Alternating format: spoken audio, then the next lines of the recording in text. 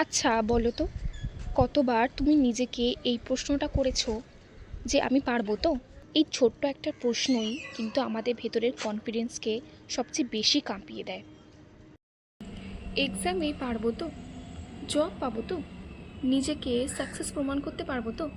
ঠিক এই প্রশ্নগুলি সারাক্ষণ আমাদের মাথার ভিতরে ঘুরতে থাকে। একটা জিনিস দেখবে, যখনই কোনো কাজ আমরা করতে যাই অনেকটা কনফিডেন্স হারিয়ে ফেলি, অনেকটা নার্ভাস হয়ে যাই, আমাদের গলা শুকিয়ে যায়, হাত কাঁপে। ঠিক যখনই সেই কাজটা তুমি করে ফেলবে না, দেখবে তোমার নিজের মধ্যে একটা আলাদা কনফিডেন্স তৈরি হচ্ছে।